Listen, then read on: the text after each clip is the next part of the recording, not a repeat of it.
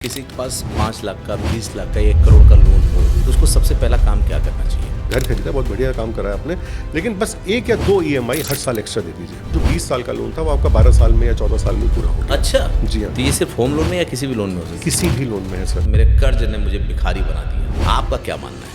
मैं कार की EMI नहीं दे पाया, बैंक वाले हैं, उन्होंने कहा कार आप हमें दे दो, ले जाओ, तो वहाँ पे आप बिल्कुल फंस जाओगे। जड़ पे काम करो, लक्षण पे नहीं। लक्षण पे नहीं। आज के डेट में सबसे खतरनाक जो फाइनेंशियल एडिक्शन है वो क्रेडिट कार्ड का है। डेफिनेटली है सर, डेफिनेटली है। ना समझ आदमी के लिए बहुत बड़ी समस्या भी है। 25 साल का प्लान बताते हैं, 15 साल का प्लान बताते हैं, उसमें बहुत सारे लोग हैं जो अनमेरिड हैं। वो ये चाहते हैं कि सर 5 साल का बताओ, 4 साल का बताओ। इन्वेस्टमेंट्स में कंडीशन नहीं हो सकती, बस टाइम की कंडीशन नहीं हो सकती। आप सोच भी नहीं पाएंगे, शायद आपकी 2-3 पीढ़ियों ने इतना पैसा मिलकर नहीं कमाया होगा जितना आप इकट्ठा कर लेंगे अगर आज आप एक छोटी सी इन्वेस्टिंग की आदत डेवलप कर लेते हो। स्टार्टअप शुरू हुए थे 10-12 साल पहले और मैं देख रहा हूँ वो अचानक धड़ाम होते चले जा रहे हैं। सरकार कोई गारंटी लेती है? सर इन्वेस्टिंग है वो, जिसका मुनाफा रिस्क भी उसी का होता है। आज हमारा पॉडकास्ट कोई देख रहा है और पिछले कई रातों से वो कर्ज की वजह से सो नहीं पा रहा है। 5 करोड़ रुपए का लोन ले रखा है घर बनाने के लिए, 5 लाख रुपए की EMI है। ठीक है, 5 लाख रुपए की EMI दे सकते हैं, कोई दिक्कत नहीं होने, लेकिन 5 करोड़ सोच सोच के नींद उड़ी हुई है। बैड डेप्थ, अच्छा कर्ज बुरा कर्ज, तो जरा इसको डिफाइन करेंगे। आज 2026 में जो मैंने घर लिया वो 2027 में हो सकता है 1 करोड़ का 1 करोड़ 10 लाख हो जाए, 15 लाख हो जाए। आज से 10 साल बाद तो कई गुना हो चुका होगा और 20 साल बाद तो उसकी कीमत का अंदाज भी लगाना मुश्किल है। बिल्कुल। बुक्स में आप अमीर होते जा रहे हैं, भले वो पैसा आपके हाथ में नहीं है, बट आप जब चाहें उसको कैश इन कर सकते हैं। लोन सेटलमेंट बहुत होते हैं, तो क्या ये लोन सेटलमेंट करना आने वाले वक्त में ये प्रॉब्लम भी क्रिएट कर सकता है? इससे बड़ी गलती फाइनेंशियल वर्ल्ड में नहीं हो सकती, आदतन ये नहीं होना चाहिए।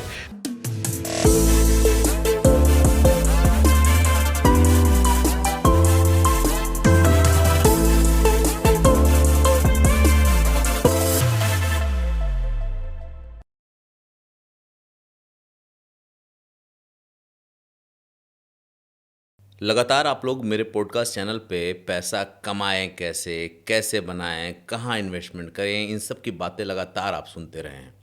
लेकिन पिछले दिनों कुछ मैसेज मेरे पास आए, कुछ कमेंट ऐसे आए जिन्होंने मुझे सोचने पर मजबूर किया। उन्होंने कहा कि सर आप ये तो बताते हो कि पैसा कहाँ लगाओ, कैसे कमाओ, कहाँ इन्वेस्ट करो, कहाँ ट्रेडिंग करो, लेकिन ये कभी नहीं बताते कि लोग कर्ज में क्यों डूब रहे हैं और जो कर्ज में डूब रहे हैं उससे निकलने का रास्ता क्या है। और कई लोग तो ऐसे हैं जिनके पास खूब पैसा होते हुए भी वो कर्ज में डूबते हैं और वो कर्ज उनके उन पैसों को भी ले डूबता है जो वो बचा के रखे रहते हैं। क्या साइंस है इसके पीछे, कौन सी मानसिकता है, आखिर क्या होता है? फिर मुझे लगा कि बात तो सही है, मैं पैसा बनाने की बात तो करता हूँ, लेकिन मैं कर्ज से निकलने की बात या पैसे को संभालने की बात या पैसे के पीछे जो मानसिकता होती है उस पर कभी बात ही नहीं करता। फिर मुझे लगा कि जिन लोगों का ये सवाल आया है सबसे पहले उनको बधाई देता हूँ कि आपने मुझे इस तरफ सोचने के लिए मजबूर किया, ताकि आप लोगों के ज़रिए ही मैं करोड़ों उन लोगों की समस्याओं का समाधान कर सकूं जो लगातार ये पूछ रहे हैं। और इसके लिए मैंने एक ऐसे गेस्ट को बुलाया है जिसके लिए पिछले दिनों ने आपने खूब लिखा part two part two part two, और जब आप लोग पार्ट टू लिखते हैं तो मैं मजबूर हो जाता हूँ और इसी पार्ट टू की वजह से मुझे 7 एपिसोड करने पड़े, क्योंकि मुझे लगा कि जो लोग ये मांगते हैं वो पॉडकास्ट पूरा देखते होंगे और उनको लगता होगा कि तमाम ऐसे सवाल हैं जिसका जवाब मिलना चाहिए। फिर मुझे लगा कि पॉडकास्ट भी तो मैं इसीलिए करता हूँ कि आपके सवालों का जवाब दे सकूँ। तो फिर क्या था, मैंने अपने गेस्ट से रिक्वेस्ट की, राघव कुमार जी से, जो फिनेंस के एक्सपर्ट हैं, जो तमाम लोगों के अकाउंटिंग देखते हैं, उनकी एक बड़ी फर्म है जहाँ पे टीम है जो उसको लेकर के चलती है। तो आज जब वो अकाउंटिंग देखते हैं तो वो अच्छे तरीके से जानते होंगे कि कर्ज क्यों बढ़ता है, कर्ज की तरफ लोग क्यों जाते हैं और सब कुछ होते हुए भी कर्ज लेने की मानसिकता होती क्या है। आज हम इसी को डिकोड करने वाले हैं और इसी पे बात करने वाले हैं। उससे पहले आइए हम राघव जी का स्वागत करते हैं और उनको बधाई देते हैं कि आप लोगों ने उनको इतना प्यार दिया। Sir thank you so much ये समय देने के लिए। Thank you sir, thank you. और थैंक्स गेस्ट, सबसे पहले तो ऑडियंस का थैंक्स, क्योंकि सर जनता ही जनार्दन है, तो उन्होंने पहली पॉडकास्ट देखी और उनको अच्छा लगा, और इसका मतलब ये भी कि कुछ टेक होम मैसेजेस थे जो वो लेके गए और फिर उसकी उन्होंने रिक्वेस्ट करी, और आपका बहुत थैंक्स सर मुझे बुलाने के लिए। नहीं सर, इसीलिए मैंने बुलाया भी है क्योंकि आपकी वजह से कई लोगों को बहुत से समाधान मिले। सर पहला ही सवाल यहीं से लेते हैं जी। क्या इंसान को कर्ज गरीब बनाता है या उसकी सोच गरीब बनाती है? क्योंकि अक्सर मैंने सुना है लोगों से कि वो सोच की बात नहीं करते, बोलते हैं कि यार मेरे कर्ज ने मुझे भिखारी बना दिया। आपका क्या मानना है? कर्ज को हम दो तरीके से देख सकते हैं। एक तो गुड डेट और बैड डेट, जो हम लोग अक्सर सुनते हैं कि ये दो चीज़ें होती हैं।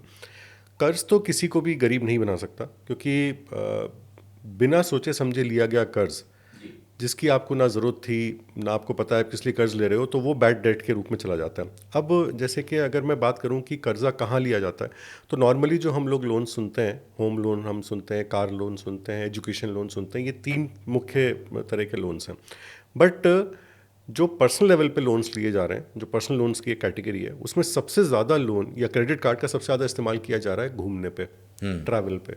उसके बाद उसका इस्तेमाल किया जा रहा है मोबाइल फ़ोन्स खरीदने पे, और फिर घड़ियाँ खरीदने पे। अच्छा। तो अगर आप होम लोन की बात करें या आप कार लोन की बात करें, एजुकेशन लोन की बात करें, तो ये तो आपको गरीब नहीं बना सकते, क्योंकि आप इसके बदले कुछ ना कुछ एसेट परचेज कर रहे हैं। कार्स को अक्सर ही बहुत ज़्यादा छोटे रूप में देखा जाता है कि कार खरीदने के लिए लोन लेना, बट उसमें कोई बुराई नहीं है अगर आपने फाइनेंस ठीक से कैलकुलेट करे हैं।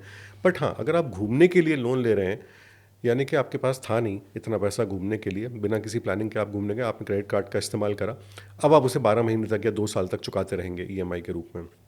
या फिर आपने एक महंगा मोबाइल खरीदने के लिए लोन लिया है, अगेन आपके पास वो पैसे नहीं थे, आपने मतलब उतना लाइफस्टाइल आप अफोर्ड नहीं कर सकते थे, लेकिन फिर भी आपने उस लोन को लिया है। तो ये लोन्स तो डेफिनेटली आपकी जमा पूंजी को भी खाएंगे, और जहां आप उसको किसी प्रोडक्टिविटी में उस पैसे को लगा सकते थे, तो वो आप लगा नहीं पाओगे। लेकिन जहां तक बात है होम लोन्स की या एजुकेशन लोन की और कार लोन्स की, मुझे ऐसा लगता है कि ये एसेंशियल लोन्स हैं, और अगर इनको ठीक कैलकुलेशन के साथ लिया जाए, वैसे ज़्यादा कैलकुलेशन करने की ज़रूरत भी नहीं होती, बैंक वाले खुद ही कैलकुलेशन कर देते हैं, वो खुद ही बता देते हैं कि आप इतना ही लोन ले सकते हो। तो अगर उसको ठीक कैलकुलेशन के हिसाब से लिया जाए, तो वो आपकी ओवरऑल नेटवर्थ को बढ़ाने में ही देर सवेर हेल्प करेंगे। सर, आपने लोन की बात की और बैंक की बात की। आप देखेंगे पहले लोग बैंक के पास जाते थे कि मुझे लोन चाहिए, मुझे लोन दे दो। लोग जाते थे मुझे क्रेडिट कार्ड बना के दे दो।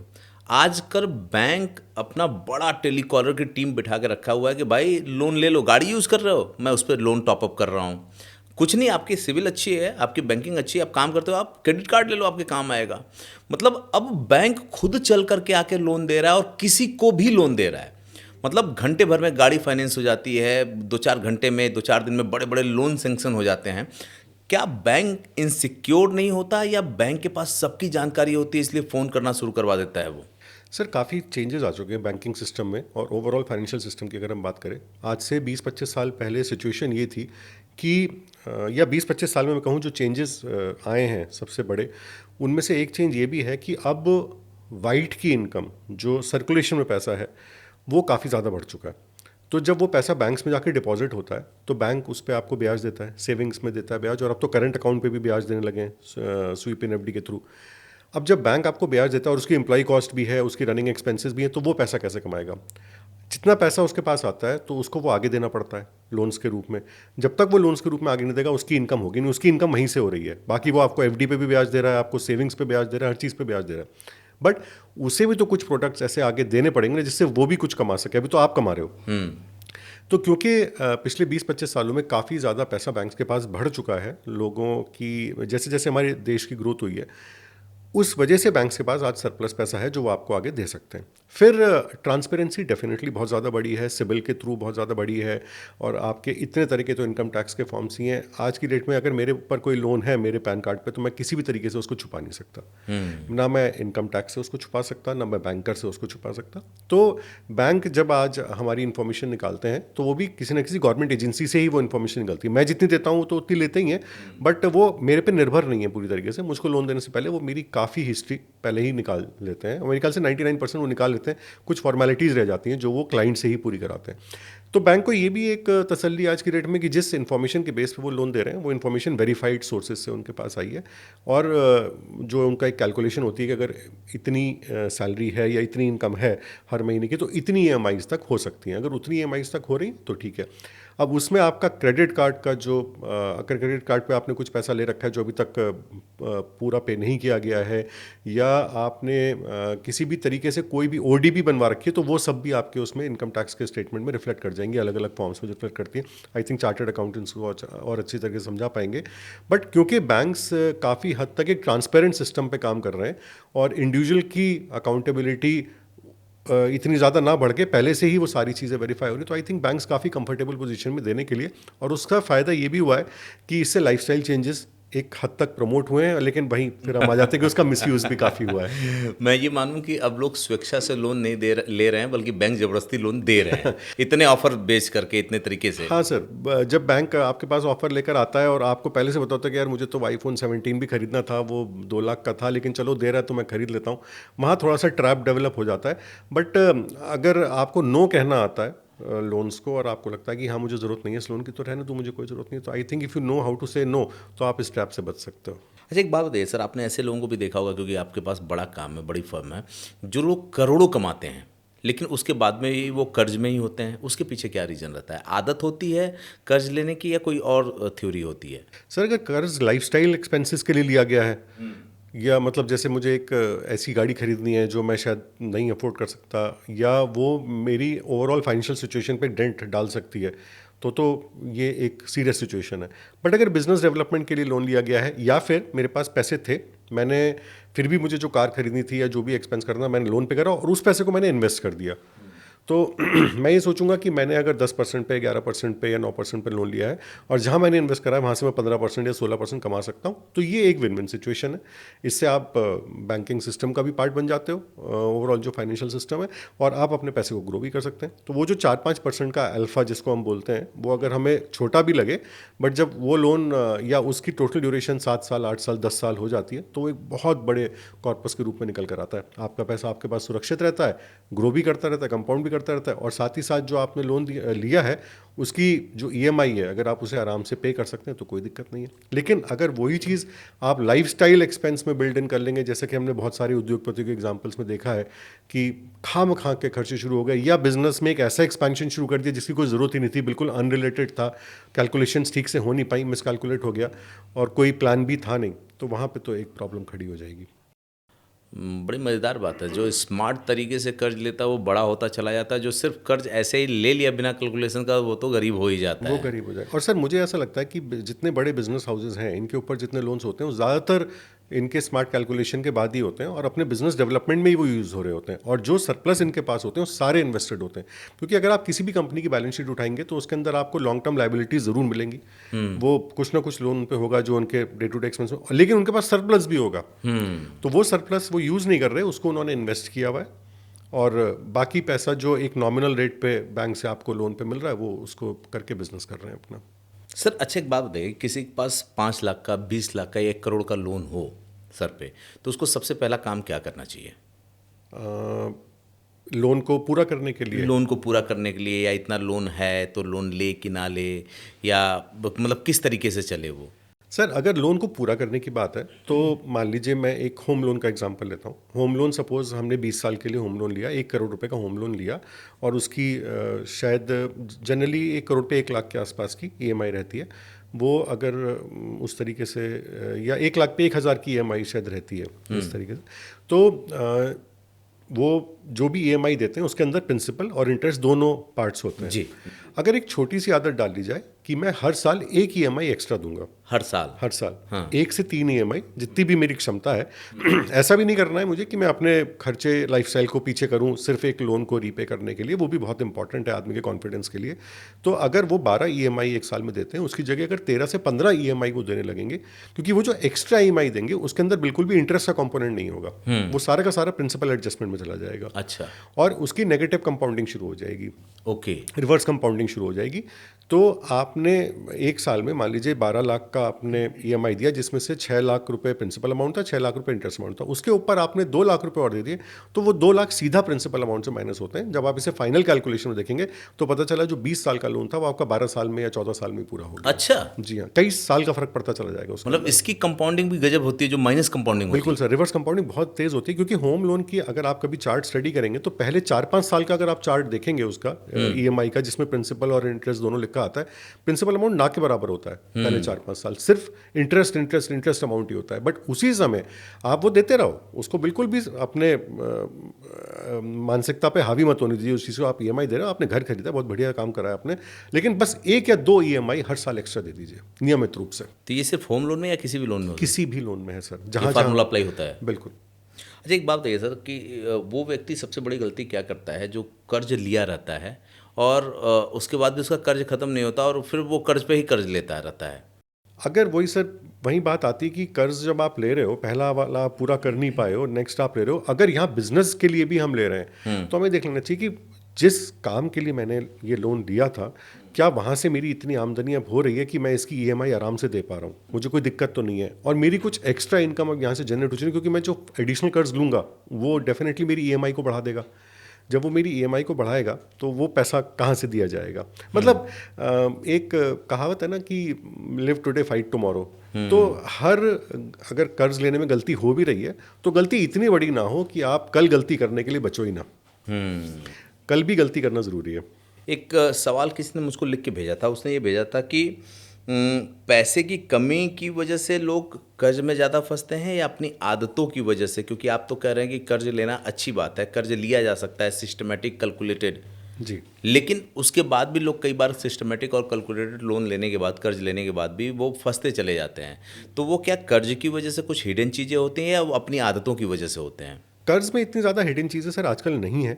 मुझे लगता है कि ज़्यादातर जो प्रॉब्लम आती है वो मिसकैलकुलेशन की आती है। अच्छा। अब मान लीजिए मैंने कोई कर्ज लिया है जो 7 साल के लिए, सपोज मैं कार लोन का एग्जांपल लेता हूँ, तो कार को लोग डेप्रिशिएटिंग एसेट मानते हैं। किसी ने अगर 20 लाख की गाड़ी ली और 20 लाख में उसने 15 लाख कर्ज लिया और 5 लाख रुपए अपने पास से दिए, तो कार को ये कहा जाता है कि डेप्रिशिएटिंग एसेट है और वहाँ आकर के सारी बातें खत्म हो जाती है। बट अब हम इसकी रियलिटी पे आते हैं।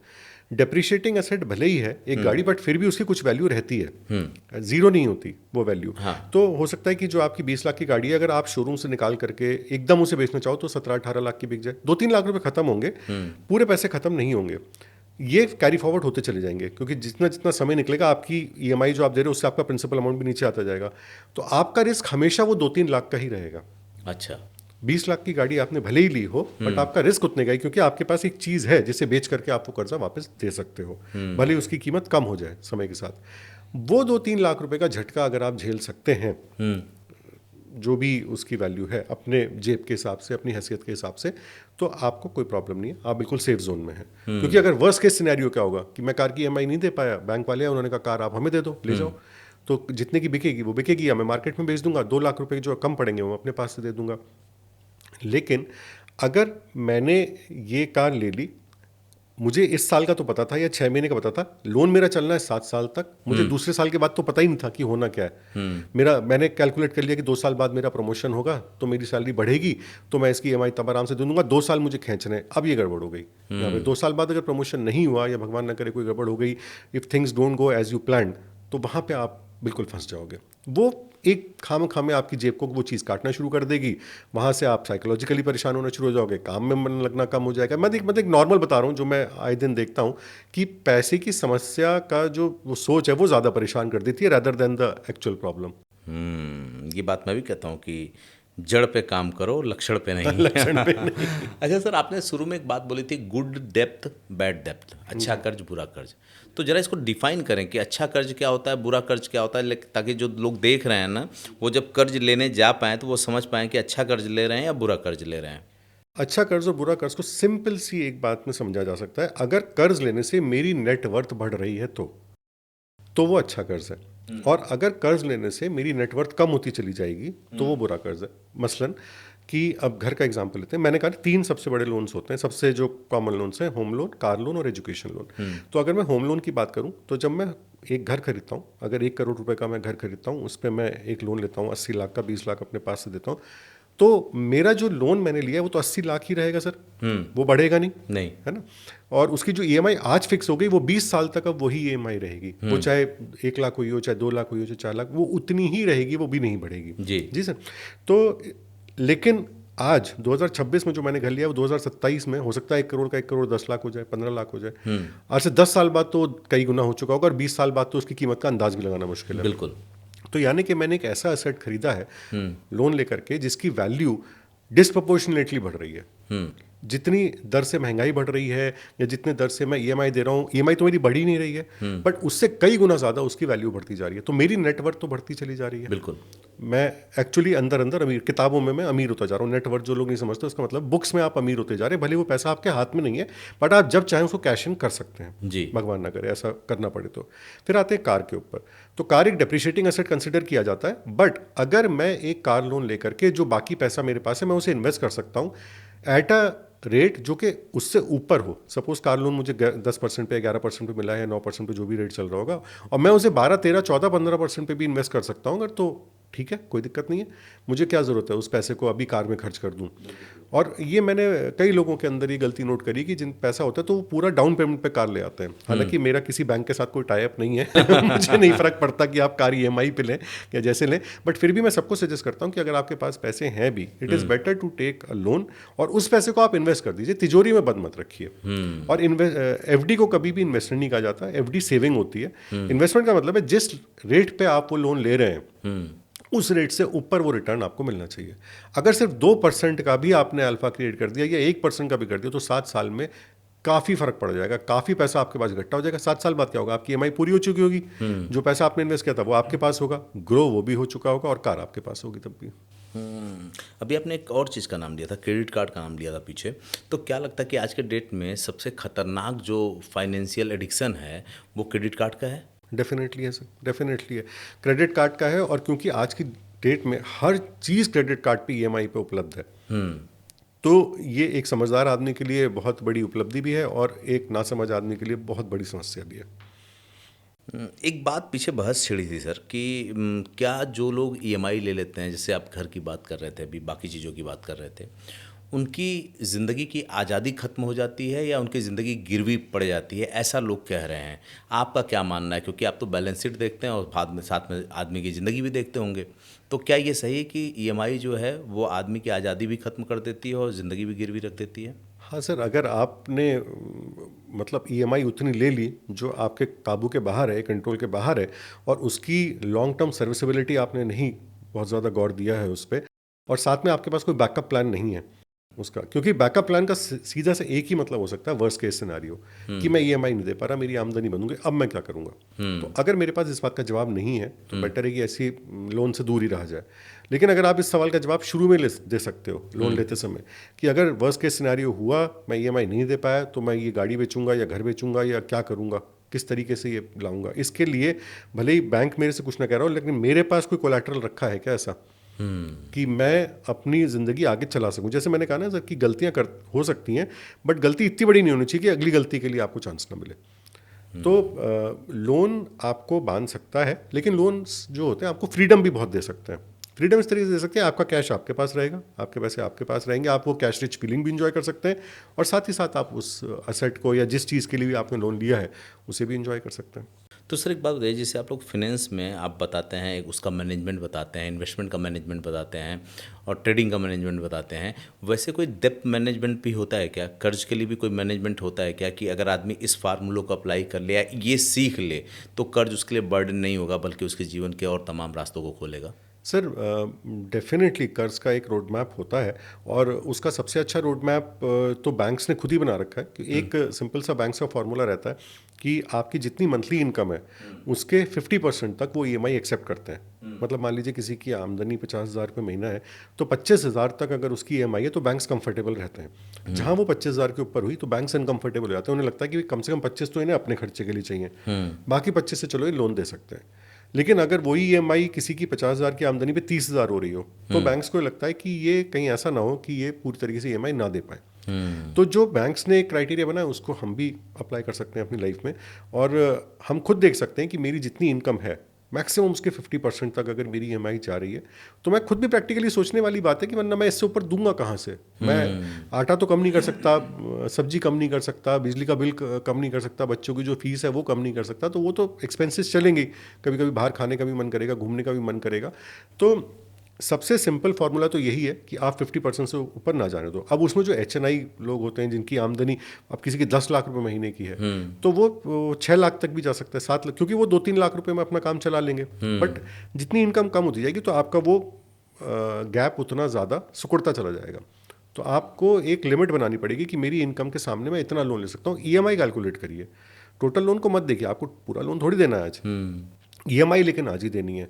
तो उसकी शॉर्ट टर्म सर्विसेबिलिटी को स्टडी करते रहिए, अगर वो 50% के अंडर है आपके कंट्रोल। और हाँ, एक चीज़ और ये भी ध्यान रखिए कि आने वाले समय में आपको दिख तो नहीं रहा कि 6 महीने बाद ये खर्चा बढ़ने वाला है। सपोज मैंने तो ये कैलकुलेट कर लिया 50%, लेकिन 6 महीने बाद मेरी अब जो है वो मेरे फ्लैट की जो रेंट है वो बढ़ना ड्यू है, तो वो 10% बढ़ेगा। पता चला वही अब वो कहाँ से आएंगे वो 3-4 हज़ार रुपये फालतू जो हैं। तो अगर एक एक रुपये की कैलकुलेशन थोड़ी सी कर ली जाए समझदारी से तो कोई दिक्कत होगी नहीं इसमें। और मुझे लगता है जितने बड़े लोग होते हैं इसको एकदम माइनर लेवल पे जाकर के कैलकुलेट करते होंगे जो बड़े पैसे उठाते हैं। बिल्कुल सर, क्योंकि जितना बड़ा पैसा उठाया गया उतना रिस्क भी है, बट उनके पास बैकअप प्लान्स बहुत अच्छे होते हैं। वरना इतने बड़े बड़े बिजनेसेस जो हम बनते देखते हैं, बूटस्ट्रैप तो बहुत कम होते हैं बिजनेस, और कभी ना कभी बैंक की ज़रूरत पड़ती है आपको, कभी ना कभी। उसे आप बैंक कह लो, इन्वेस्टर कह लो, कुछ भी कह लो, पैसा देने वाले की जरूरत, तो इन्वेस्टर की तो जरूरत पड़ती है, वो बैंक के रूप में भी आ सकता है आपके सामने। बट हाँ, वो कैलकुलेशंस उनकी अच्छी होती हैं। और सबसे बड़ी बात है वही बैकअप प्लान जरूर होना चाहिए, एक प्लान भी जरूर होना चाहिए कि अगर सारी चीज़ें फेल हो गई, वर्स्ट केस में आ गए, अब कुछ नहीं हो सकता, अब क्या होगा। एक चीज़ मुझे बातचीत के आपसे जो समझ में आई कि वो ये कि अगर आज के दौर में, जिस दौर में हम हैं, किसी लीगल बैंक से, ये नहीं कि कहीं ऐप से किसी के आपने लोन ले लिया, कहीं कोई लालच दे रहा है वहाँ से ले लिया, अगर बैंक से या ऐसे इंस्टीट्यूशन से आप लोन लेते हैं जो लीगल हैं और स्थापित हैं, तो पहले ही आपके बारे में इतनी R&D कर लेते हैं कि वो आपकी हैसियत बता देते हैं आपको। बिल्कुल सर, वो सारे पेपर आपके पास ही लेकर आते हैं, आपसे तो साइन कराने आते हैं कि आपने उन्हें क्या कहते हैं अटेस्ट कर, सत्यापित कर दिया, अटेस्ट कर दिया। वो भी सरकार ने करेगा, खुद ही कर दो आप, दूसरा कोई क्यों आपकी जिम्मेदारी लेगा, आप खुद लो अपनी जिम्मेदारी। तो उनके पास पहले से आपके बारे में काफ़ी इन्फॉर्मेशन होती है। दूसरा, जो इसी बारे में थोड़ा सा और कहूँगा मैं, कि जो ऐप्स होती हैं, कुछ होती हैं जो आपको बहुत इजीली लोन दे रही है, आपसे कोई कोलैटरल नहीं, कुछ नहीं ले रहे, आपसे मिले भी नहीं है, देखा तक नहीं उन्होंने, आपने मोबाइल में भरा और आपको पैसा आ गया, लेकिन वो हायर इंटरेस्ट रेट पे होता है। तो ये भी समझने वाली बात है कि वो आपको पैसे दे क्यों रहा है। सही बात है। वो आपको कौन सा जानता है, ना आपका रिश्तेदार लगता है, आपको देखा तक नहीं है, देखा तक नहीं है उसने, आपने सिर्फ नाम भरा, आधार डाला, पैन डाला, उसने आपको लोन दे दिया। वहीं दूसरी तरफ जो एक बैंक है जिसकी इतनी ब्रांचेस हैं, वो आके 10 चीज़ें पूछ रहा है आपसे, कम इंटरेस्ट पे आपको लोन दे रहा है, और वो आपकी लिमिट्स बता रहा है आपको कि साहब इससे ज़्यादा लोन नहीं मिल सकता आपको। तो उनकी बात सुनिए, वो आपको कुछ सोच के कह रहा है, वो आपको भी आपके बारे में बता रहा है कि आप इससे ज़्यादा नहीं दे पाओगे, मत लो। लालच बुरी बला है। लालच बुरी बला है, बल्कि वो ऐप्स नहीं आपसे कुछ भी पूछ रही हो तो कह रही है आप ले लो, बाकी निकलवा हम लेंगे। निकलवा हम लेंगे। अच्छा सर, एक बात बताओ कि पीछे जो एक कमेंट आया था कि उनके ऊपर कर्ज बहुत है, उन्होंने बोला कि कोई ऐसा 10 स्टेप हमको पता चल सकता है जिससे हम अपने कर्ज से मुक्ति पा लें, हम कर्ज से मुक्ति पाना चाहते हैं। एक बार फाइनेंसेस को रिकैलकुलेट करिए, अच्छा, बैठ करके गलती हुई कहाँ, सबसे पहले तो उस गलती को समझिए, ठीक है, ताकि पहली चीज़ वो रिपीट ना हो। और हो सकता है कि अगर आपने उस रूट प्रॉब्लम को आइडेंटिफाई कर लिया तो सोल्यूशन आपको मिल जाए। क्योंकि सर, कर्ज बढ़ना एक बड़ा ब्रॉड स्टेटमेंट हुआ, किस वजह से वो कर्ज बढ़ा, कर्ज पे कर्ज आता गया, या आप EMIs नहीं दे पाए तो वो कंपाउंड हो गई, या उस कर्ज को संभालने के लिए आपने एक और कर्ज लिया। मतलब कई तरह की सिचुएशंस यहाँ पे हो सकती हैं, या बिजनेस के लिए आपने लिया था, वो बिजनेस आइडिया फ्लॉप हो गया, या उससे उतनी इनकम जनरेट नहीं हो पाई। तो आप पहले तो रूट कॉज को थोड़ा सा आइडेंटिफाई कर लो कि प्रॉब्लम हुई क्या शुरुआती उसमें, और किस तरीके से ये बिगड़ती गई कि कर्ज घट्टा होता चला गया। हो सकता है कि जवाब वहीं कहीं निकल आए उसका। और उसके बाद अगर आपको लगता है कि नहीं ऐसा कुछ नहीं, बस मेरा कर्ज ही ज़्यादा हो रहा है जो मुझे मानसिक रूप से परेशान कर रहा है, ऐसी कोई दिक्कत नहीं, मैं दे सकता हूँ, तो फिर वो एक्स्ट्रा EMI वाला फॉर्मूला अपना लीजिए। 1 से 3 EMI हर साल एक्स्ट्रा देनी शुरू कर दीजिए।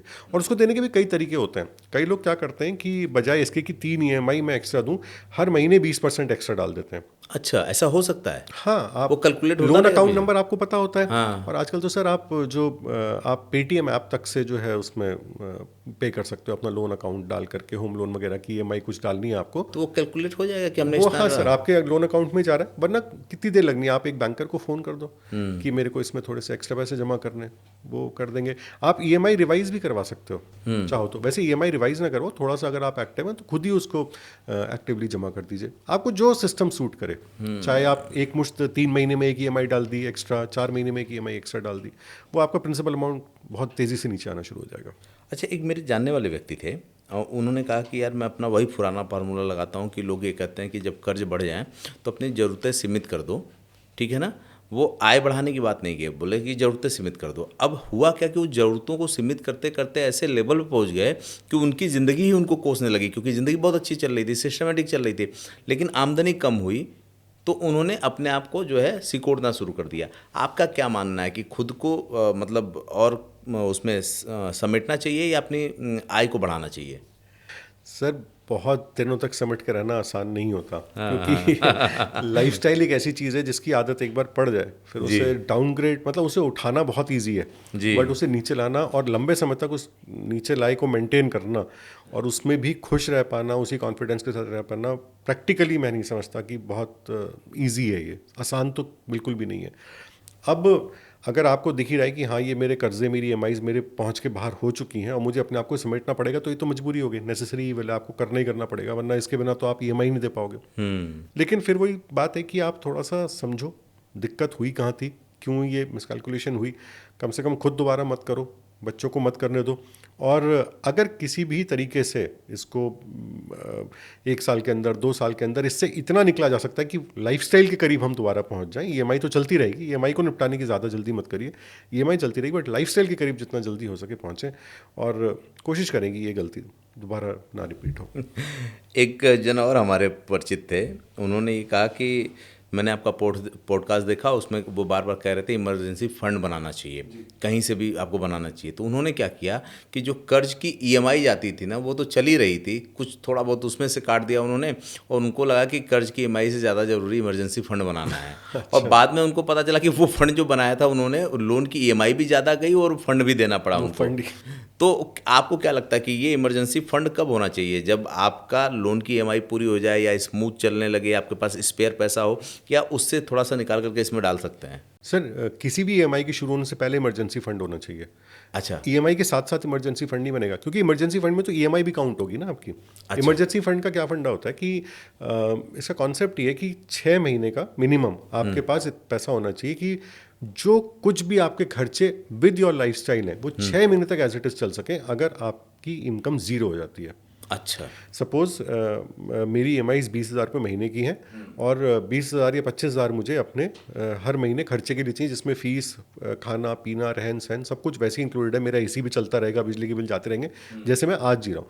यानी कि मेरे पास मेरा 45-50,000 रुपये महीने खर्चा हो गया, तो 6 महीने का 3 लाख रुपये मेरे पास अगर हैं बिल्कुल अलग ऐसे स्पेयर रखे हुए, जो कि मैं आराम से 6 महीने चला लूँगा। हालांकि मैं इसको हमेशा बढ़ा करके कहता हूँ कम से कम 18 से 24 महीने का आपके पास इमरजेंसी फंड होना चाहिए। कि अगर, क्योंकि कोविड ने हमें सिखा दिया कि 1-1.5 साल भी ऐसा आ सकता है जब आपकी इनकम आपकी एक्सपेक्टेशन लेवल से बहुत नीचे जा सकती है, सब कुछ उथल पुथल हो सकता है।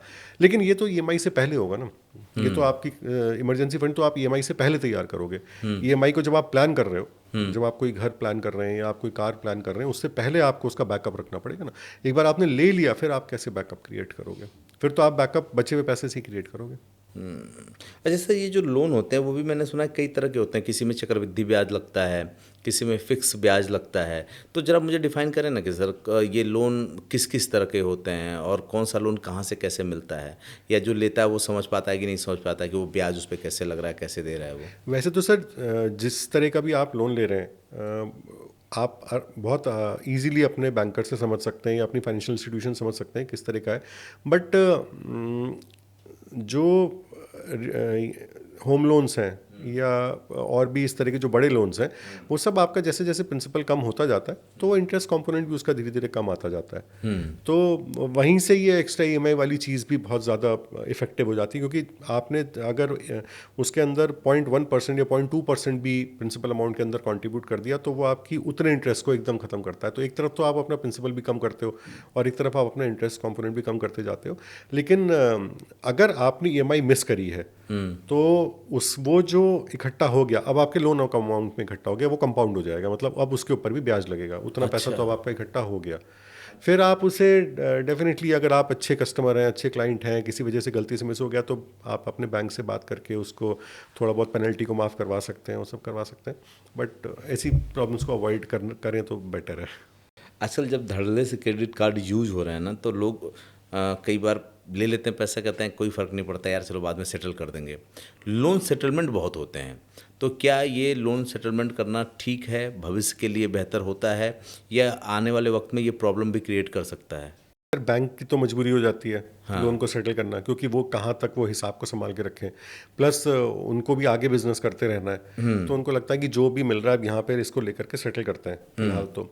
लेकिन इंडिविजुअल पॉइंट ऑफ व्यू से अगर बात करी जाए तो वो एक बहुत बड़ी सीख होनी चाहिए। और मैंने ऐसे लोगों को देखा है कि एक लोन सेटल करा, फिर दूसरे के सेटलमेंट का नंबर आ गया, फिर तीसरे का आ गया, कभी सीखते ही नहीं है।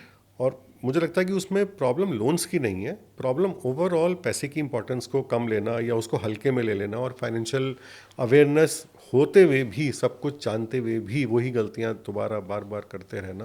तो इंडिविजुअल लेवल पे तो डेफिनेटली लोन सेटलमेंट को एक बहुत बड़े सबक के रूप में लेना चाहिए कि कितनी बड़ी गलती हुई हमसे कि हमने किसी चीज़ के लिए कर्ज लिया और किसी ने हमें कर्ज दिया और हम उसे वापस नहीं कर पाए, फाइनली वो चीज़ सेटलमेंट में गई। तो आदतन ये नहीं होना चाहिए। बैंक की तो डेफिनेटली मजबूरी हो और जाती अगर है। मजबूरी में कोई कर लिया तो कर लिया तो ठीक है सर, हो जाता है, लाइफ है। वो कहते हैं सिविल में बार बार वो रिफ्लेक्ट करता रिफ्लेक्ट है करेगा सर, डेफिनेटली। और अगर वो आप, आगे इम्पैक्ट डालता है। हाँ, फिर आपकी लोन जो अवेल करने की कैपेबिलिटी या कैपेसिटी है वो तो इम्पैक्ट होगी होगी। और कुछ लोन्स में इंटरेस्ट परसेंटेज भी चेंज हो जाती है आपके सिबिल के हिसाब से। हाँ जी, अगर सिबिल अच्छी नहीं है, एक सिबिल के नीचे तो लोन ही नहीं मिलेगा, लेकिन अगर सिबिल अच्छी नहीं तो लोन, मतलब वो परसेंटेज भी चेंज हो जाएगी, वो ज़्यादा और हो मान जाएगी। लीजिए सिविल अच्छी है, सारी चीज़ें ठीक है, लेकिन कहीं सेटलमेंट शो कर रहा है तो वो भी इम्पैक्ट डालता है जो परसेंटेज लोन पे लगता हाँ, बैंकर तो आपको नेक्स्ट लोन देने से पहले ज़रूर पूछेगा कि ये क्यों सेटलमेंट हुआ था, यहाँ पे क्या दिक्कत आई थी, भले ही वो अपने कागजों के लिए पूछे बस। है। वो कभी हट भी सकता है अपने आप। मान लीजिए हमने 10 साल पहले सेटलमेंट किया, 5 साल पहले सेटलमेंट किया सर और सारी वो चीज़ें ना, smoothly इन्फॉर्मेशन तो सारी निकल आएगी, अच्छा चाहे जब भी हुआ था वो तो निकल ही आएगी। बट हाँ, अगर आपका अब कुछ साल से सब कुछ ठीक चल रहा है तो वो इतना इम्पैक्ट नहीं डालेगा आपके उस पर। अच्छा, कुछ लोगों को मैंने देखा है बड़े जेन्युइन लोग होते हैं, ईमानदार होते हैं और लोन भरते भी रहते हैं, लेकिन कई बार उनके जीवन में ऐसा संकट आ जाता है कि ईएमआई भरने का संकट आ जाता है, ईएमआई के लिए पैसे नहीं बचते, मान लीजिए किसी की जॉब चली गई, खर्चे बढ़े हैं, बच्चे हैं। तो क्या ऐसे में कोई कंडीशन ऐसी होती है जहां वो बैंक से जाकर के अपने उस ईएमआई या अपने उस कर्ज के लिए बात कर पाएँ? अगर होती है तो कैसे उनको अप्रोच करना चाहिए? जैसे कि कोविड के टाइम पे हमने देखा था, वहाँ पे लोन मोरेटोरियम्स मिले थे अच्छा। कि 3 महीने, फिर 6 महीने का होम लोन पे मोरेटोरियम मिल गया था कि अगर आप लोग, पता था कि सबके जॉब्स इस समय रिस्क पे हैं जी और लॉकडाउन भी रहा था देश जी। में, तो उस समय ये हुआ था कि आप चलो इतने टाइम तक ईएमआई मत दो और उसके बाद लेकिन दोबारा से रिज्यूम हो जाएगी वो ईएमआई। तो उस समय तो गवर्नमेंट का ही एक प्रोविज़न था। लेकिन रूटीन केस में अगर आपको अपनी ईएमआई को रिकैलकुलेट कराना है या लोन की ड्यूरेशन बढ़ाना है, तो वो आपको जाकर के इंडिविजुअल लेवल पे उसको वर्कआउट करना पड़ेगा, ऐसा कोई जनरल सिस्टम नहीं है। और मान लीजिए कि बैंक ने आपको 3-6 महीने का स्पेस दे भी दिया, तो वो जो स्पेस देता है, जो हमारा ईएमआई का पैसा होता है या जो हमारा कर्ज होता है, उस पर क्या इंटरेस्ट रेट कुछ बढ़ जाता है या कुछ नहीं, इंटरेस्ट रेट तो नहीं बढ़ेगा सर, लेकिन वो पैसा तो ऐड हो जाएगा ना, जो आपने 3 महीने ईएमआई नहीं दी वो तो एक्यूमुलेट हो गया ना, अच्छा, तो उस पर तो आपको इंटरेस्ट देना पड़ेगा। मतलब हमारी किस्त वही रहेगी, आगे बढ़ जाएगी, लेकिन जो हमने नहीं दिया 3 महीना, उस 3 महीने का ब्याज देना पड़ेगा हमें। 3 महीने जो नहीं दिया वो 3 महीने का तो देना ही पड़ेगा। तो हो सकता है 3 महीने आपने ईएमआई स्किप करी, आगे चल के आपकी 4 ईएमआई बढ़ जाए, अच्छा। क्योंकि उसके ऊपर भी अब इंटरेस्ट लग चुका है ना। हाँ, तो मतलब जो लोग कई बार ये सोचते हैं कि चलो हम 2-3 महीने का स्पेस ले लें, वो अपने ऊपर बर्डन डालते हैं। ऐसा नहीं Burden कि नहीं। बैंक उनको क्यों रिलैक्सेशन दे रहा है, उसमें बैंक भी कमा रहा है उनसे। नहीं नहीं नहीं नहीं, कोई रिलैक्सेशन, ईएमआई मिस नहीं करनी चाहिए, और बल्कि ज़्यादा देनी चाहिए ईएमआई तो। अच्छा, कुछ ऐसे लोग भी हैं जो पिछले दिन मुझे सवाल कर रहे थे कि मैंने तो कोई कर्ज ही नहीं लिया और आगे मैं अगर कर्ज ना लूँ तो क्या मेरी सिबिल ठीक रहेगी? क्या तब भी सिबिल बनती है अगर हम कर्ज नहीं लेते हैं तो? क्या हमें क्रेडिट कार्ड इसलिए भी यूज़ करना चाहिए कि हमारी सिबिल मेंटेन रहे? ये भी एक भ्रम है या सच्चाई है, ये आप बता पाओगे? सर, अगर ना कर्ज लिया है और ना लेना है तो सिबिल का आपको करना क्या? आपको क्या फ़र्क पड़ता है, फिर सिबिल कहीं जाए। लेकिन हाँ, एक्चुअल में ये है कि सिबिल जो स्कोर है उसको भी आप क्या हैं क्या नहीं, आपके लोन रीपेमेंट से ही पता चलता है। तो वो क्रेडिट कार्ड को भी एक लोन ही कंसिडर करता है। क्रेडिट कार्ड एक बहुत अच्छा तरीका है अपने सिबिल को घटाने का और बढ़ाने का, अच्छा। दोनों तरीके से। अगर आप क्रेडिट कार्ड की ईएमआईज़ को, क्रेडिट कार्ड के पेमेंट को मिस करते हैं तो सिबिल बहुत तेज़ी से नीचे जाता है, अच्छा। और अगर आप क्रेडिट कार्ड के पेमेंट्स टाइमली करते रहते हो तो आपका सिबिल बहुत तेज़ी से ऊपर जाता है। और जो लोन का अमाउंट होता है उसमें अगर हम टाइमली पेमेंट कर रहे हैं तो? हाँ, वो भी आपके सिबिल को पॉजिटिवली इफेक्ट करती है, मतलब उससे भी सिबिल आपका बेटर होता है। But credit card is a better way. अच्छा। जो बैंकर्स कहते हैं credit card is a better way. Credit card से भले ही आपका छोटा सा 1,000-2,000 रुपये का ही खर्चा हुआ महीने का, लेकिन अगर आपने उसे टाइमली रीपे कर दिया है या ऑटो डेबिट लगा हुआ है, तो जितनी बार वो टाइमली रीपे होता है आपकी सिबिल अच्छी होती चली जाती है उससे। तो मुझे तो लगता है कि बहुत से लोगों ने सिबिल के चक्कर में क्रेडिट कार्ड खरीद लिए होंगे। हाँ हाँ, बिल्कुल ले लिया होगा, लेकिन वो वहीं तक रखें, उसे सिबिल तक ही रखें, फिर उसका ओवर यूज़ ना करें। सर, एक टर्म और चला है कि कई लोगों के पास अच्छे क्रेडिट कार्ड होते हैं, लिमिट बहुत अच्छी होती है, तो वो सोचते हैं कि यार इन्वेस्ट करना ही है तो हम इसी से उठा करके पैसा उसमें डाल देते हैं। तो अब मुझे ये बता दीजिए कि जो लोग उससे पैसा डालते हैं, क्योंकि मैं सुना हूँ कि जो सबसे महंगा लोन होता है, महंगा ब्याज होता है, वो क्रेडिट कार्ड पे ही लगता है। तो अगर कोई व्यक्ति ये सोचा क्रेडिट कार्ड से डाल करके और उधर से हम अपना इन्वेस्ट करके पैसा निकाल लें, तो क्या ये फ़ायदे का सौदा है, घाटे का सौदा है? और घाटे का सौदा है तो कितना घाटे का सौदा है?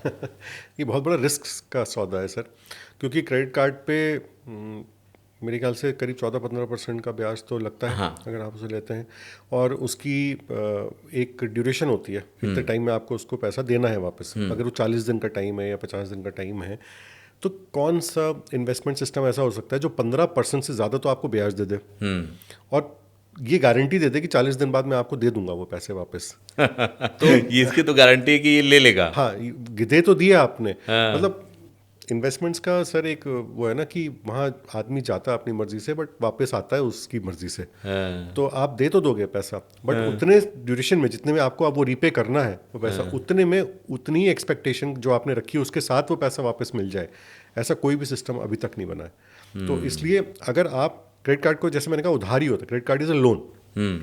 आप अगर लोन लेकर के इन्वेस्ट कर रहे हैं तो इससे बड़ी गलती फाइनेंशियल वर्ल्ड में नहीं हो सकती। पैसा इन्वेस्ट वहाँ पे वही होगा जो आपका है, जो आपके पास है, जिस पे आपको किसी को कुछ नहीं देना, कोई ब्याज तो बिल्कुल भी नहीं देना, किसी से लिया हुआ नहीं है, और उस पैसे के पे आपके अलावा किसी और का अधिकार नहीं है। ना वो आपका इमरजेंसी फंड है, ना किसी ईएमआई के लिए आपने रखा था, ना बिजनेस के लिए आपका था। अगर 5 साल तक भी वो पैसा आपको वापस ना मिले तो आपको कोई फर्क नहीं पड़ेगा, 10 साल तक भी ना मिले तो भी कोई फर्क नहीं पड़ेगा। जब आप वो वाला पैसा वहाँ पे इन्वेस्ट करते हैं तब आप विनर के रूप में बाहर निकल कर आते हैं। अगर हम लोगों को कोई बिजनेसमैन देख रहा हो, कोई स्टार्टअप वाला बंदा देख रहा हो और वो सोच रहा हो कि वो भी लोन लेना चाहता है, तो उसको कब लोन लेना चाहिए कि जब उसका लोन उसके ऊपर लाइबिलिटी नहीं बने, और किस तरह का लोन लेना चाहिए? जैसे अभी हम लोग बात करते हैं ना, क्रेडिट कार्ड का भी लोन होता है, पर्सनल लोन भी होता है, स्टार्टअप के लिए भी लोन होते हैं। तो वो बैंक से अगर कोई लोन लेता है, बाहर से कोई इन्वेस्टर नहीं लेता है, तो उसको किस तरह का लोन लेना चाहिए और किस मानक पे पहुंचने के बाद लोन लेना चाहिए? मैं अगर स्टार्टअप के लिए लोन ले रहे हैं तो आपको पता ही कि स्टार्टअप है ये। हाँ। इसका तो नाम ही स्टार्टअप है, तो शुरू होगा और आइडिया भी कुछ नया है। तो आपने आइडिया को बैक टेस्ट कर लिया, सब कुछ कर लिया, पेपर्स पे आपने देख लिया और अच्छा लग रहा है। अब जाएगा ये पब्लिक में, जो भी आपका प्रोडक्ट या सर्विस है अब वो पब्लिक में पहुंचने वाली है। अब पब्लिक उसको कैसे रिएक्ट करेगी, जनता कितना एक्सेप्ट करेगी उसको, वो तो अब समय आने में पता चलेगा, क्योंकि स्टार्टअप का मतलब बिल्कुल भी होता कि 100% सक्सेस है वो। तो जब आप लोन ले रहे हैं तब भी आपको ये बात पता है, और जो स्टार्टअप को लोन ले रहा है उसे भी ये बात पता है, जो दे रहा है उसको भी पता है कि मैं किसको दे रहा हूँ, कि अभी तक इसकी कोई प्रूवन ट्रैक रिकॉर्ड नहीं है। इनफैक्ट वो ट्रैक रिकॉर्ड ही नहीं है, अभी तो शुरू होगा। एक आइडिया था यहाँ पे, तो जब देने और लेने वाले दोनों को इसके रिस्क का पता है कि हम क्या कर रहे हैं, तो आई थिंक वो दोनों इस तरीके से कहीं ना कहीं तो तैयार हैं कि अगर ये पैसा नहीं है, क्योंकि सर वही फाइनली वर्स्ट केस सिनेरियो पे आके बात रुकेगी। अगर ये स्टार्टअप फेल हो गया, ये आइडिया नहीं चल पाया, तो मेरे पास कोई बैकअप है या नहीं। अगर बैंक ने कोई कोलैटरल ले रखा था, कुछ गिरवी रख रखा था, तो बात एक अलग है। बट जो जना लोन ले रहा है उसे इस बात का ध्यान रखना चाहिए कि ऑल इन ना हो जाए लोन। अच्छा। मतलब कि मान लीजिए मेरी जो मैक्सिमम कैपेसिटी थी कि मैं लोन झेल सकता हूँ, वो थी 10 लाख रुपए का लोन मैं झेल सकता हूँ, और मैं पूरे 10 लाख ही ले लिया, वो एक गड़बड़ हो जाएगी। अगर आपको लगता है कि आप 10 लाख तक का लोन झेल सकते हो, स्टार्टअप आपका है, नया प्रोडक्ट आप ला रहे हो, अभी आपको इसको देखना है रियल लाइफ में कैसा ये परफॉर्म करेगा, आप 2-3 लाख का ही लोन लो, हल्के से थोड़ा धीरे से इसको शुरू कर लो, कुछ रिटर्न आने दो, बजाय इसके कि आप ऑल इन चले गए लोन में। क्योंकि अगर आप ऑल इन चले गए तो अब ये डू और डाई सिचुएशन हो जाएगी। फिर मैंने वही कहा ना कि दूसरी गलती के लिए आपके पास वो नहीं बचेगी कैपेसिटी। तो सर लोन कौन सा ले? कुछ लोग पर्सनल लोन लेकर के भी बिजनेस में लगा देते हैं, या बिजनेस के लिए अब तो तमाम तरह के लोन चल रहे हैं। तो जो बिजनेस के लिए लोन स्पेशली होते हैं उसका रेट ऑफ इंटरेस्ट जो होता है, और जो पर्सनल होता है या जो कहीं और से हम लोन लेते हैं, तो कौन सा लोन ज़्यादा बेहतर होता है बिजनेस के लिए? सर बिजनेस लोन सबसे अच्छा होता है, क्योंकि उसके अंदर कई फैसिलिटीज़ होती हैं, तो रेट ऑफ इंटरेस्ट भी उसका कम होता है, प्लस उसमें मोरेटोरियम पीरियड भी मिल जाता है आपको कि इतने समय तक नहीं देना पड़ेगा। कुछ समय तक आप खाली इंटरेस्ट भी दे सकते हैं उसका, प्रिंसिपल अमाउंट ना देकर। तो बहुत सारे उसके अंदर आपके अरेंजमेंट्स हो सकते हैं जो आप अपने बैंक के साथ कर सकते हैं। तो business loan is always better, और पर्सनल लोन के तो रेट ऑफ इंटरेस्ट भी ज़्यादा ही रहते हैं। सर एक बात बताओ, आप लोग इन्वेस्टिंग के फील्ड में हो, लोगों के पैसे इन्वेस्ट करवाते हो, और तमाम लोग आपसे जुड़े हुए हैं, कंपनियां भी जुड़ी हुई हैं। मैंने कई बार देखा कि कोई कंपनी बहुत अच्छी चल रही है, कल तक उसकी बड़ी शानदार खबरें आ रही हैं, और आज हम रात में उसके बारे में कुछ सोच करके सोए, और सुबह उठते हैं तो पता चलता है अखबार में, टीवी में, या किसी दूसरे माध्यम से कंपनी दिवालिया हो गई। ये अचानक से ये दिवालिया वाला खेला क्या होता है? मतलब अचानक से कोई कैसे दिवालिया हो सकता है? सर कितनी भी बड़ी कंपनी क्यों ना हो, उसे चलाने वाला जनरली कोई ना कोई एक आदमी होता है, उसका एमडी हो, चेयरमैन हो, जिसके विजन पे वो सारी कंपनी चलती है। फिर वहाँ से बोर्ड ऑफ डायरेक्टर्स डेवलप होते हैं, फिर पूरी वर्कफोर्स डेवलप होती है, और इस तरीके से वो कंपनी अपना सर्विस या प्रोडक्ट आगे दे पाती है। रातों रात तो कोई दिवालिया हो ही नहीं सकता, कोई ऐसी चीज़ नहीं है जिससे वो हो जाए। अब ये जो आदमी या वो बोर्ड ऑफ डायरेक्टर्स जो उस कमरे में बैठ करके सोच रहे हैं और कर रहे हैं, उसी पे सब कुछ निर्भर करता है कि आगे किस तरीके से चलेगा, उनकी क्या प्लानिंग है। कंपनी जब हम भी मतलब इन्वेस्टमेंट के लिए मैं सलाह देता हूँ या कोई भी स्टॉक मैं रिकमेंड करता हूँ, तो हमारा सबसे पहला काम यही होता है कि उसकी पूरी रिसर्च कर लें और रिसर्च रिपोर्ट साथ में देते हैं। तो जब उसमें एक मानना ये है कि 2-3 वजह से ही कोई कंपनी फेल होती है। या तो उसने अननेसेसरी डेट्स ले रखी हों, अननेसेसरी कर्जे ले रखे हों, अच्छा, कर्जा कुछ ज़्यादा ही हो रखा है और वो उसके सारे नेट प्रॉफिट को खाया जा रहा है। ठीक है। तो एक कहावत है कि जिस कंपनी पे कर्जा नहीं वो दिवालिया नहीं हो सकती। चाहे बिजनेस कम हो चाहे ज़्यादा, बट वो दिवालिया नहीं होगी, चलती रहेगी, बिजनेस साइकिल्स को निकाल जाएगी। दूसरा, अगर मैनेजमेंट कोई बात हमसे छुपा रहे हैं, वो ठीक से नहीं बता रहे, सच नहीं बता रहे, जबकि सेबी के रूल्स हैं कि भाई आपको जितनी भी चीज़ें हैं सब इन्वेस्टर्स को बतानी होती है, बट अगर उन्होंने अगर अंदर ही कोई बात छुपा ली तो फिर हम और आप लाचार हैं। और ऐसा हमने बहुत सारी कंपनीज में देखा है कि अचानक से एक दिन खड़े होकर के चेयरमैन बोल देते हैं कि जी हमारी तो बुक्स ही सारी कुकड अप थी, ये प्रॉफिट जो हम आपको बता रहे हैं तो कभी हुआ ही नहीं, ये रेवेन्यू नहीं हुआ। या फिर पता चला कि अच्छी खासी कोई कंपनी ग्रो कर रही थी बट उसके मालिकों ने इधर उधर कुछ बेवजह चीज़ें खरीद ली, कहीं खर्चे कर दिए। तीसरी एक बहुत बड़ी वजह होती है किसी कंपनी की दिवाली होने की, बट वो भी ओवरनाइट नहीं होती, वो होती है unnecessary expansion, okay. Unrelated expansion. मतलब तो आपका मेन बिजनेस तो कुछ और था और आप बहुत एग्रेसिवली किसी और फील्ड में घुस गए, और वो भी धीरे से नहीं घुसे आप, मतलब जैसे कि मैंने कहा ना, ऑल इन नहीं जाना होता कभी भी, और आप ऑल इन चले गए उस बिजनेस के अंदर। तो आपको जो भी लोन मिला था या जो भी आपने पैसा लगाया वो तो इस बिजनेस की वजह से मिला था जो आपका चलता है, बट आपने उसे लगाया दूसरे वाले में। तो ये भी एग्जांपल्स हमने देखे हैं। फिर कभी इधर भागो कभी उधर भागो, जैसा बिल्डरों ने किया कि ऐसा करके वैसा किया और चले गए जेल में। एक बिल्डिंग पूरी हुई नहीं और उसके तो पहले आप उसे डिलीवर कर लो, कोई दिक्कत थोड़ी, कहीं कुछ भाग, लेकिन हाँ दूसरी जमीन मिल गई तो उस पर बनाना शुरू, पता चला वो भी आधी रहेगी वो भी आधी रह गई, जो पैसे आ रहे थे वो यहाँ से आ रहे थे लग गए यहाँ पे। तो ये जो एक ओवर एक्सपेंशन और अनरिलेटेड एक्सपेंशन ये भी काटता है। लेकिन जो ओवरनाइट दिवाली वाली स्थिति है सर, वो तभी हो सकती है जब मालिक झूठ बोल रहा हो। यही मैं जानना चाहता था कि मालिक कोई सेकंड प्लान करके बैठा हो, उसको सरकार से कोई रियायत चाहिए या कुछ और खुरापात चल रही हो, तो रातों रात वो हाथ खड़े कर देगा कि भाई मैं तो गया। जब जिस दिन वो सच बोलेगा तो पता चलेगा कि ये तो अंदर से सिचुएशन सारी अच्छा, आप इन्वेस्टमेंट की बात की तो अचानक से एक क्वेश्चन ट्रिगर किया। मेरे यहाँ बहुत से बच्चे काम करते हैं, वो ये कहते हैं कि सर 20-25 हज़ार की सैलरी से लेकर और टॉप ऊपर तक की जो सैलरी है, वो ये पूछते हैं कि सर आपके सारे जो गेस्ट आते हैं वो 20 साल का प्लान बताते हैं, 25 साल का प्लान बताते हैं, 15 साल का प्लान बताते हैं। उसमें बहुत सारे लोग हैं जो अनमैरिड हैं, जिनकी शादी नहीं हुई है, वो अपने घर में रहते हैं, फैमिली के साथ रहते हैं। अब उनके पास वो पैसा भी एक रकम होती है ठीक ठाक, नहीं उनके पास इतना टाइम नहीं, पता है शादी हुआ, जो लड़कियाँ उनको किसी और के घर जाना है, जो लड़के हैं उनकी अपनी दूसरी कंडीशन है। वो ये चाहते हैं कि सर 5 साल का बताओ, 4 साल का बताओ, कुछ ऐसे इन्वेस्टिंग प्लान बता दो, मैं कर्ज पे आऊँगा फिर से वापस से। लेकिन ये अचानक से दिमाग में ख्याल आया, तो सर बताओ ना कि वो कैसे, आप लोग क्या सलाह देते हो 5 साल वालों को, 4 साल वालों को, किस डायरेक्शन में जाने की सलाह देते हो आप? अगर सर कोई पैसा ऐसा है आपके पास जो आपको 4 साल या 5 साल के लिए लगाना है और आपको लगता है कि 4-5 साल के बाद तो डेफिनेटली मुझे इसकी ज़रूरत पड़ेगी और बीच में भी पड़ सकती है, तो मैं सलाह दूंगा कि आपको एफडी में ही जाना चाहिए।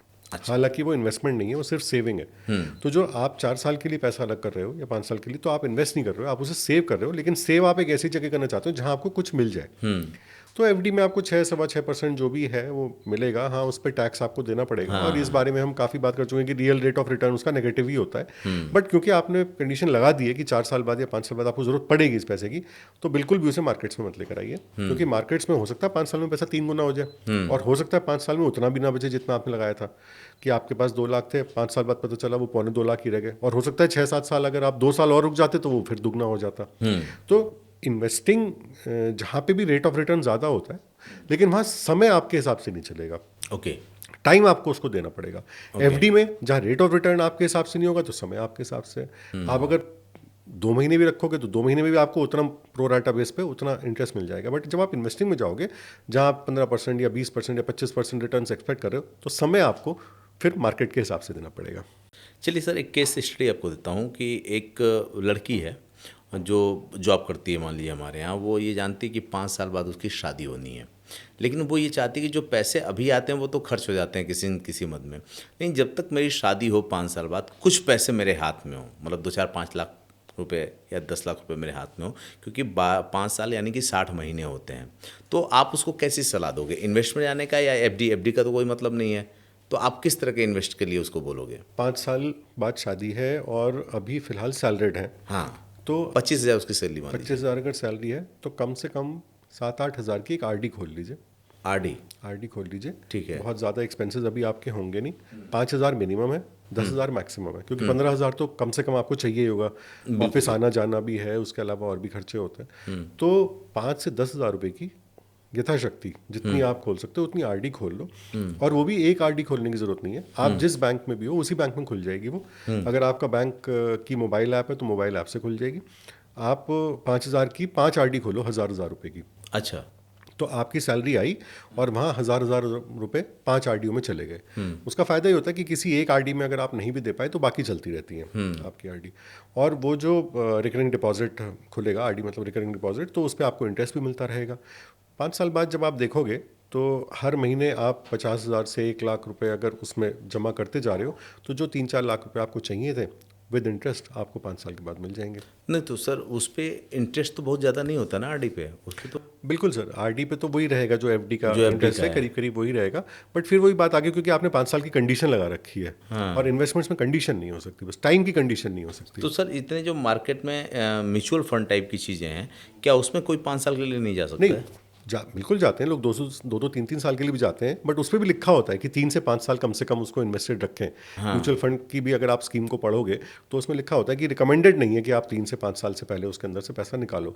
तो 5 साल तो एक मिनिमम पीरियड कंसिडर किया जाता है, इसको हम फाइनल पीरियड नहीं ले सकते, क्योंकि हमें इस इवेंचुअलिटी के लिए तैयार रहना पड़ेगा कि 5 साल बाद मान लीजिए वो पैसा उतना नहीं बन पाया जितना मैंने सोचा था, तो अब मैं क्या करूँ? या तो मैं उसको निकाल लूँ, अब चाहे जो भी मिल रहा है मैं निकाल लूँ, क्योंकि मुझे तो चाहिए। हाँ, अगर आप इस चीज़ के लिए तैयार हो तो आप जा सकते हो।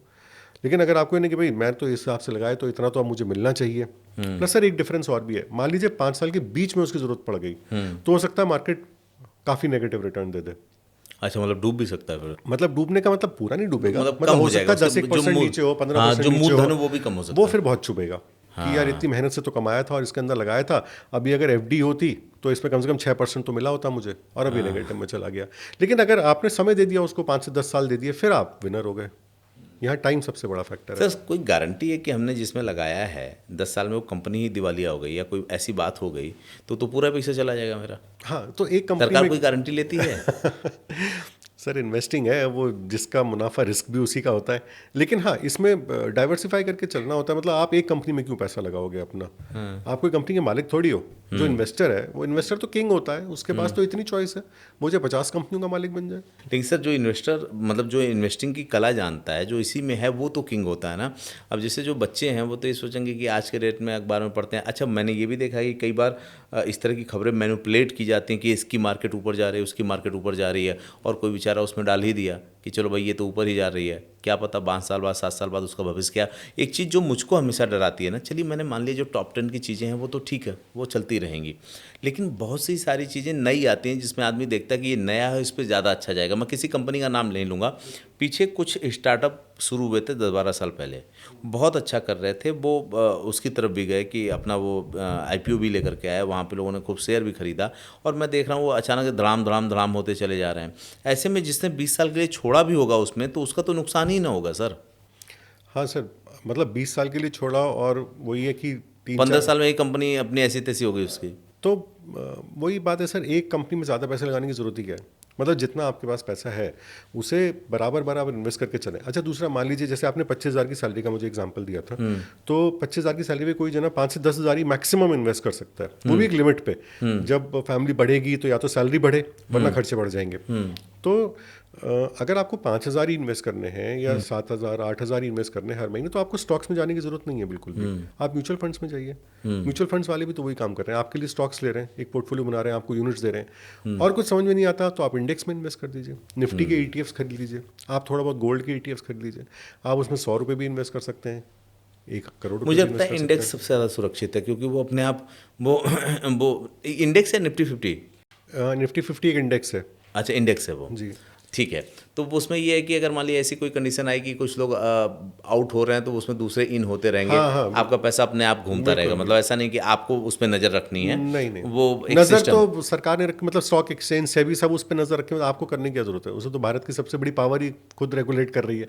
तो निफ्टी 50, बल्कि मज़े की बात ये कि एक स्टडी आई थी 2024 में या 23 या 24 में, तो उसमें था कि 60% इक्विटी म्यूचुअल फंड्स अपनी इंडेक्स को ही नहीं बीट कर पाते। अच्छा। इंडेक्स इतनी स्पीड से ग्रो करती है, इंडेक्स का जो long term return, rate of return है, वो 12% के करीब है। अच्छा, सबसे ज़्यादा किसका है सर इन्वेस्टिंग के उस मामले में देखें तो? डायरेक्ट स्टॉक्स का तो सबसे ज़्यादा रहता है सर, बट उसके अंदर फिर आपको थोड़ा पैसा ज़्यादा चाहिए। आप 5,000 10,000 हर महीने से स्टॉक्स में ना आए तो बेटर है, क्योंकि आप पोर्टफोलियो को डाइवर्सिफाई नहीं कर पाएंगे, बहुत कंपनियों के शेयर्स नहीं ले पाएंगे, और लेंगे भी तो पता चला किसी के 10 शेयर हैं, किसी के 15 शेयर हैं, तो वो पोर्टफोलियो मीनिंगफुल नहीं रहेगा। इससे बेटर है आप फंड्स में जाएं, या तो म्यूचुअल फंड में चले जाएं, या सीधा इंडेक्स में आ जाएं। अच्छा, मुझे लगता है कि ये भी देखना चाहिए किसी को भी कि जो कंपनी 10 साल 20 साल या 50 साल से अच्छा परफॉर्म कर रही है, जिसका विज़न लंबा है, जिसको सरकार का भी सपोर्ट है, और अगर ऐसी चीज़ों में वो डालें तो लंबे टाइम तक चलने का वो है, या कोई नई कंपनी आई उसने कुछ ज़्यादा ही अपनी हाइप बना दी तो उसमें जाने के बजाय उसमें जाएँ तो ज़्यादा बेहतर है, ज़्यादा सिक्योरिटी है। मतलब सर, अगर आप डायरेक्ट स्टॉक्स में जाएंगे तो दोनों का ही बैलेंस रखना पड़ेगा आपको। अच्छा। हाँ, तभी आपका एक बैलेंस पोर्टफोलियो बनेगा, कि आप कुछ तो न्यू एज बिजनेस लेने ही पड़ेंगे आपको, जो भी चीज़ तेज़ी से चढ़ रही है, क्योंकि जो पुरानी कंपनीज होती है उनकी स्पीड कम हो जाती है, ग्रोथ स्लो हो जाती है बड़े होने की वजह से। बट फिर वही बात आती है सर, उसके अंदर पैसा फिर थोड़ा ज़्यादा चाहिए। अच्छा, आप लोग तो दूसरों का इन्वेस्टमेंट मैनेज भी करते होंगे, अपना तो करते ही हैं, दूसरों का मैनेज भी करते हैं? डायरेक्ट मैनेजमेंट नहीं है सर, हमारी रिकमेंडेशंस रहती हैं। अच्छा, रिकमेंडेशंस रहती है। सर मुझे ये बताएं कि किस तरह के लोग ज़्यादा फ़ायदा बना पाते हैं और किस तरह के मानसिकता वाले लोग इन्वेस्टमेंट की दुनिया में भी वो लॉस कर जाते हैं? सर, आपने किसी आदमी की इंटेलिजेंस नापने का सिर्फ एक ही तरीका होता है, जिसको हम आईक्यू बोलते हैं, इंटेलिजेंस क्वेश्चन। बट अगर आईक्यू फाइनल चीज़ है, तो फिर एक आईक्यू वाले लोगों को बराबर लेवल पर सक्सेसफुल होना चाहिए।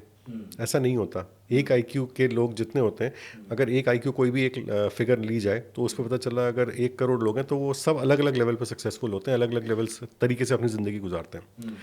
इंटेलिजेंस क्वेश्चन के ऊपर, आईक्यू के ऊपर आता है एक चीज़ जिसको बोलते हैं EQ, emotional question. Emotional question share market में बहुत ज़्यादा काम करता है, क्योंकि आपने अपने आईक्यू के हिसाब से स्टॉक्स तो सिलेक्ट कर दिए, बट जब उसमें एक्चुअल इन्वेस्टमेंट की बारी आएगी, पैसे लगाने की बारी आएगी, और किस तरीके से पैसा उसमें डिस्ट्रीब्यूट करा जाए, यहाँ आपके इमोशंस बहुत ज़्यादा काम आ जाएंगे। आपको क्या, किस स्टॉक के बारे में क्या फील होता है, आपके इमोशंस, आपकी साइकोलॉजी क्या कहती काम है। करती है। आपने इंटेलिजेंस तो लगा ली, तो इंटेलिजेंस तो सबसे पहला स्टेप था, हाँ। जितना आप दिमाग लगा सकते थे लगाने के बाद, अब आपके ऊपर उस पर हावी हो जाएंगे आपकी इमोशंस। इमोशंस किसी स्टॉक को देख करके आपको बहुत, यार ये तो बहुत बढ़ेगा, इसी में लगा दो, इसमें 70% इसमें लगाओ, और बाकी जो 5 स्टॉक है 30% उसमें लगाओ। तो वहीं पे आपका इमोशनल क्वेश्चन ने आपके इंटेलिजेंस के ऊपर तो विजय प्राप्त कर ली।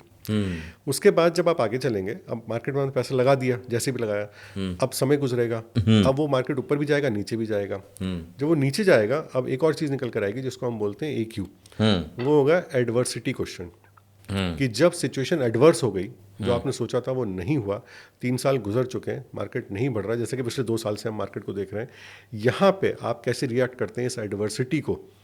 क्या आप पैसा बाहर निकाल लेते हैं, छोड़ के भाग जाते हैं, मार्केट को गालियाँ देते रहते हैं, या आप और इन्वेस्ट करते हैं, उसे एवरेज करते हैं? यहाँ बहुत सारी चीज़ें एट प्ले आ जाएंगी। तो एडवर्सिटी में जो आपका रिएक्शन होगा वो अगेन डिसाइड करेगा आने वाले समय में अब क्या होने वाला है। उसके ऊपर आएगा आपका SQ, वो होता है social question. Okay. Social question, अब जब आपके फ्रेंड, यार उस स्टॉक में पैसे लगाए थे, डूब गए यार, उसने कहा डूब गए, क्या हुआ यार, 2 साल से मार्केट ही नहीं चल रही, यहाँ यार तुझे पहले कहा था मार्केट में मत लगा पैसे, ये तो ऐसे ही है, जुआ है सारा का सारा। तो आप शुरू तो हुए थे IQ से, अपने इंटेलिजेंस से, और पहुँचते पहुँचते फिर वापस आप आके अपने यारों दोस्तों पे कि यार तुझे पहले ही मना करा था मत लगा इसके अंदर। तो यहाँ पे सर, आपके इंटेलिजेंट डिसीजन सही और गलत दोनों हो सकते हैं। आपका अच्छे से अच्छा लिया गया डिसीजन गलत हो जाएगा, लेकिन गलत बनाने वाले इन्वेस्टर खुद होता है उसको, क्योंकि वो उसके अंदर इतनी सारी चीज़ें मिक्स कर देता है, जिस रोड मैप पे उसे चलना था उसे पूरी तरीके से छोड़ करके वो अपना एक अलग ब्लूप्रिंट तैयार करके उस पर चलने लगता है। और मार्केट को कोई फ़र्क नहीं पड़ता किसने क्या सोचा, क्या इमोशंस थे, क्या एडवर्सिटी क्वेश्चन था आपका, क्या आपके दोस्तों ने कहा। मार्केट को तो जिस तरीके से चलना है वो उसी तरीके से चलेगा, कंपनी को जिस तरीके से परफॉर्म करना है उसी तरीके से करेगी। जो साइकिल जितने समय बाद घूमनी है उतने समय बाद ही घूमेगी। तो यहाँ पे संयम के साथ ही अगर आप पोर्टफोलियो बनाते हैं और चलते हैं तो डेफिनेटली आप यहाँ से अच्छे रिटर्न्स बना पाएंगे। टाइम उसको पूरा दें, और जहाँ आपने इतनी सारी चीज़ों उसके अंदर मिक्स कर दी तो गड़बड़ हो जाएगी सारी। बहुत पते की बात है सर, संयम बुजुर्गों ने मतलब मैं सुना हूँ हर जीतने वाले के मुंह से कि यही संयम, जी। संयम है तो बैलेंस है, बैलेंस है तो चीज़ें बनी हुई हैं। सर चलते हैं अब क्लोजिंग की तरफ, और पता ही नहीं चला कि 1 घंटा होने जा रहा है, लगभग होने ही जा रहा है। कुछ चीज़ें और मैं जानना चाहूँगा, वापस से वहीं आऊँगा जहाँ से हमने शुरुआत की थी, कि आज हमारा पॉडकास्ट कोई देख रहा है और पिछले कई रातों से वो कर्ज की वजह से सो नहीं पा रहा है, तो वो कौन सी 3 बात होगी जो सबसे पहले आप उससे कहेंगे? कर्ज की वजह से सो नहीं पा रहे, तो सबसे पहले तो पता करिए क्यों नहीं सो पा रहे, प्रॉब्लम हो क्या रही है, क्या दिक्कत कर रहा है। कोई गड़बड़ हो गई, ईएमआई नहीं दे पा रहे, ये टोटल कर्ज को सोचे जा रहे हैं। दोनों अलग चीज़ें हैं ये। मान लीजिए किसी ने मैं एक वैसी फिगर लेता हूँ, 5 करोड़ रुपए का लोन ले रखा है घर बनाने के लिए, 5 लाख रुपए की ईएमआई है। ठीक है। 5 लाख रुपए की ईएमआई दे सकते हैं, कोई दिक्कत नहीं होने, लेकिन 5 करोड़ सोच सोच के नींद उड़ी हुई है कि 5 करोड़ कैसे दूंगा, 5 करोड़। 5 करोड़ मत सोचो, 5 लाख की ईएमआई सोचो। आपने ईएमआई की वजह से लोन लिया था, और अगर ज़्यादा दिक्कत हो रही है तो एक एक दो दो ईएमआई हर साल एक्स्ट्रा देनी शुरू कर दो, लोन बहुत तेज़ी से नीचे आना शुरू हो जाएगा। तो पहली चीज़ तो आइडेंटिफाई करिए कि नींद क्यों नहीं आ रही। दूसरी बात, अगर इस चीज़ को आइडेंटिफाई करने में ये निकलता है कि हाँ कुछ गड़बड़ हुई है, मेरे से कैलकुलेट करने में कुछ गड़बड़ हुई है, तो ठंडे दिमाग से सोचिए कि ये रिकैलकुलेट करके ठीक कैसे किया जा सकता है। क्या मैं बैंक जा करके अपनी ईएमआई दोबारा कैलकुलेट करा लूँ, थोड़ी कम करा लूँ तो मेरा काम हो जाएगा, या फिर ये तो चीज़ अब बहुत एक हैवी हो चुकी है मेरे ऊपर, मैं इसको चाहे कितना ही रिकैलकुलेट करा लूँ मैं इसको ठीक नहीं कर सकता था। तो भैया आपने कोई एसेट छोटा मोटा बेचना पड़ता है, कोई गाड़ी ली थी जिसकी ईएमआई नहीं दे पा रहे, उस गाड़ी को छोड़ो, अच्छा। उसको छोड़ो, उसको बेचो। और वही मैंने कहा कि 10-20% का ही वो सारा खेला होता है, उसको आप दो, कैसे भी करके उस लोन को ख़त्म करो, अपनी लाइफ को आगे बढ़ाओ। क्योंकि जब तक इसके बारे में सोचते रहोगे आप अपने काम पे भी ध्यान नहीं दे पाओगे, कुछ नहीं कर पाओगे आप। बिल्कुल ठीक बात।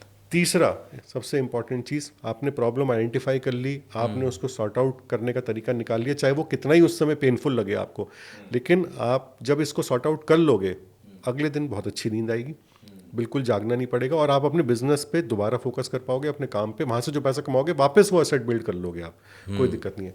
लेकिन तीसरे स्टेप में कसम खा लो कि ये गलती दोबारा नहीं करूंगा, चाहे कितनी भी टेम्पटिंग क्यों ना लगे, दोबारा से ऐसा कभी नहीं करूंगा जब तक मेरे पास लॉन्ग टर्म विजिबिलिटी ना हो कि मैं इस ईएमआई को कैसे पे करूंगा। सर एक क्वेश्चन आपसे इसलिए बनता है ना कि आप इन्वेस्टमेंट की दुनिया को भी अच्छे से जानते हैं, और इन्वेस्टमेंट करने वाले लोग या बिजनेस करने वाले लोग कर्ज में क्यों पड़ते हैं या उनकी साइकोलॉजी क्या होती है, ये सब अच्छे से आप जानते हैं। तो एक सवाल मेरा आपसे ये है कि अगर मैं आपसे कहूँ कि हिंदुस्तान के लोगों को आपको सिर्फ एक फाइनेंशियल रूल बताना हो, तो वो एक फाइनेंशियल रूल क्या होगा? सर मैं कर्ज के रिलेशन में ही बताता हूँ। हाँ। कर्ज से डरिए मत, अच्छा। लोन से, डेट से, कर्ज से, इनसे डरिए मत, ये इतने खतरनाक शब्द नहीं है, इनको भारी भरकम हमने बना दिया है। इसको समझने की कोशिश करिए। आप डेट को बहुत अपने फेवर में ले जा सकते हो, बैंक लोन्स को खास तौर से आप बहुत अपने फेवर में ले जा सकते हो, आप बहुत फ्रीडम एंजॉय कर सकते हो, लेकिन अपनी कैलकुलेशंस को दुरुस्त रखिए। और जब कैलकुलेशन करें, किसी बैंकर के साथ मत बैठिए, किसी के साथ मत बैठिए, अकेले बैठ जाइए कमरे में पेपर पेन लेकर के, और बिल्कुल वास्तविक रूप से उसको कैलकुलेट कर लीजिए, एक एक पैसे का हिसाब। अपने से झूठ मत बोलिएगा, कोई भी कैलकुलेशन करते समय मत सोचिएगा ये हो जाएगा, कुछ नहीं हो पाएगा। 2 महीने बाद, 3 महीने बाद या 2 साल बाद सब चीज़ें वहीं आके अटक जाएंगी जहां आज आपने सोचा था कि ये हो जाएगा।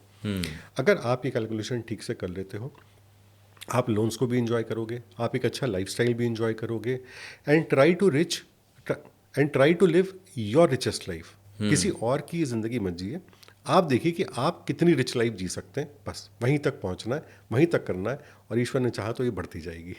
चलिए सर एक आखिरी क्वेश्चन ले लेता हूँ, क्योंकि आपने कर्ज पे तो बता दिया, और हमने सुना है कि अंत भला तो सब भला, लोग सुखांत चाहते हैं कि वो हमारे यहाँ कहते हैं ना कि फिल्में अगर दुखांत में ख़त्म हो गई, हीरो मर गया, तो फिल्म जो है फ्लॉप हो जाती है। तो मुझे ये बता दें सर, सुखांत हम करते हैं कि अगर आज का यूथ अगले 10 साल में फाइनेंशियल फ्रीडम चाहता है, तो उसे कौन सा रास्ता चुनना चाहिए, या कौन सी एक हैबिट है जो डालनी चाहिए, या ऐसा वो क्या करे कि अगले 10 साल बाद वो फाइनेंशियली थोड़ी बहुत भी फ्रीडम महसूस कर सके? फाइनेंशियल फ्रीडम का सबसे पहले तो मतलब ये बिल्कुल नहीं समझना चाहिए कि मैं बिना काम करे अब जी सकता हूँ। अच्छा। बिना काम करे कोई नहीं जी सकता। जी। फाइनेंशियल फ्रीडम का मुझे जो लगता है सर असली शब्द होता है फाइनेंशियल इंडिपेंडेंस, कि मुझे किसी से मांगना नहीं पड़ेगा और मैं अपना जीवन खुद चला लूंगा। किसी से ना मांगने का मतलब ये नहीं कि मुझे बैंक से नहीं मांगना पड़ेगा, मुझे अपने दोस्तों से उधार नहीं लेना पड़ेगा जी। छोटी मोटी चीज़ों के लिए। और एक छोटी सी इन्वेस्टिंग की आदत आज से डाल जी। लीजिए। भले ही आप 15,000 कमाते हो, 20,000 कमाते हो, 10,000 कमाते हो, 10,000 कमाते हैं, 100 रुपये तो इन्वेस्ट कर सकते हैं। बिल्कुल। 100 रुपये डाल दीजिए किसी भी म्यूचुअल फंड में, किसी कोई 100 रुपये का ETF खरीद लीजिए, लेकिन हर महीने खरीदिए। आप 100 रुपये खरीदेंगे, आपको अच्छा लगेगा, आप 150 का खरीद लेंगे, 200 खरीद लेंगे। एक छोटी सी इन्वेस्टिंग की आदत डाल दीजिए, अगले 10 साल में तो क्या, जब तक आप रिटायर होंगे आप सोच भी नहीं पाएंगे, शायद आपकी 2-3 पीढ़ियों ने इतना पैसा मिलकर नहीं कमाया होगा जितना आप इकट्ठा कर लेंगे अगर आज आप एक छोटी सी इन्वेस्टिंग की आदत डेवलप कर लें तो। क्या बात है। कहते हैं एक एक कदम से ही मंजिल नापी जाती है, एक एक कदम से ही आप पूरे पहाड़ को नाप लेते हैं, उसको बौना साबित कर देते हैं एक एक कदम से, यानी कि एक छोटी सी शुरुआत। लेकिन वो छोटी सी शुरुआत बड़ी मुश्किल हो जाती है क्योंकि हम करते नहीं हैं, सोचते बहुत हैं, हम करते नहीं हैं। आज हमने ये पूरा पॉडकास्ट कर्ज के आसपास रखा, जो हिंदुस्तान के लोगों की एक बहुत बड़ी समस्या है। कर्ज की साइकोलॉजी क्या होती है, कर्ज खत्म क्यों नहीं होता, कर्ज कई बार आप लेते नहीं, बैंक आपको दे देता है। कई बार आप ये सोच के कर्ज ले लेते हैं कि अगर मैं कर्ज ले लूँगा तो बाकी मेरी दूसरी चीज़ें दुरुस्त हो जाएंगी, जैसे सिबिल, मेरी क्रेडिट। और कई बार तो लोग ये आजमाने के लिए बैंक के पास चले जाते हैं कि मेरी क्रेडिट है कि नहीं, मेरे नाम पे मुझे उधार मिल सकता है कि नहीं। तो ये आपको देखने और समझने की ज़रूरत है। वो इसलिए कि ये कर्ज बुरा नहीं है, जैसा कि राघव सर बता रहे थे कि कर्ज बुरा नहीं है। अगर आपने इसको सही तरीके से इस्तेमाल किया, सही तरीके से यूज़ किया, तो ये वरदान भी साबित हो सकता है। और वो सारे लोग जो आज शीर्ष पे बैठे हुए हैं वो बिना कर्ज के नहीं हैं। मैं इसको कहता हूँ कि ये दोधारी तलवार है। आप इसको कैसे चलाते हैं ये डिपेंड करेगा कि आपका फ़ायदा होता है या नुकसान। गलत चलाए तो आपकी गर्दन उतर सकती है, और सही चलाए तो आपको ये प्रोटेक्ट कर सकती है, और ये आपको मतलब अपने समस्याओं से लड़ने में मदद कर सकती है। तो फिर आप देखिए कि ये इसको कैसे आप डील करना चाहते हैं। लेकिन जहाँ तक मेरा ये मानना हो कि ज़रूरत ना हो तो आजमाने की ज़रूरत नहीं। कई बार जो तैराक होता है वो ये सोचने में कि ज़रा देखते हैं कितना पानी नाप लेते हैं, तो उस चक्कर में भी डूब जाता है। तो क्या लगा, कैसा लगा, क्या सारे सवालों के जवाब आपको मिल गए कि नहीं मिले? नहीं मिले तो फिर वही हर बार की तरह कमेंट बॉक्स तो मेरा खुला हुआ है, आप अपने सवाल लिखिए, हम आपके सवालों का जवाब देंगे। लेकिन याद रखिएगा कि आप जब मुझसे पूछते हैं और मैं पूरी ईमानदारी से आपको बताता हूं, तो मैं ये कोशिश करता हूं कि जो हमने बताया है, जो हमारे गेस्ट ने बताया है, उसको आप अपनाएंगे, ताकि आप अपनी ज़िंदगी में 2 कदम आगे बढ़ेंगे और शायद किसी मोड़ पे मेरी और आपकी मुलाकात हो जाए और आप हाथ मिला के ये कहें कि सर, आपकी उस बात ने ना, या आपके उस पॉडकास्ट ने ना मेरे जज्बात भी बदल दिए, मेरे हालात भी बदल दिए, और वो रात मेरी सबसे अच्छी रात होती है। और ऐसा नहीं, लोग मिलते हैं, कहते भी हैं, तो वो हमारे लिए सबसे सार्थक दिन, सबसे अच्छी रात होती है, जहाँ हमें ये लगता है कि हम किसी के लिए तो कुछ कर पा रहे हैं, चाहे कैसे, परोक्ष रूप से, अपरोक्ष रूप से। यही जीवन है, जीवन ऐसे ही चलता है, एक दूसरे के साथ चलने से। लेकिन हर कोई हड़बड़ी में है, और जो राघव सर कह रहे थे कि अगर संयम है तो कुछ भी जीता जा सकता है, धैर्य है तो कुछ भी जीता जा सकता है। धैर्य रखिए, अपनी समस्याओं के साथ लड़ते रहिए, चलते रहिए, ज्ञान बढ़ाते रहिए। एक दिन जो आप चाहते हैं वो ज़रूर मिल जाएगा। अंत में फिर वही कहूँगा कि कमेंट ज़रूर करिएगा, क्योंकि आपका कमेंट हमारे लिए भी ऑक्सीजन जैसा होता है। और अंत में वही लाइन जो हर बार रिपीट करता हूँ कि आप इंतज़ार करिए एक नए एपिसोड का, और मैं इंतज़ार करता हूँ एक नए गेस्ट का।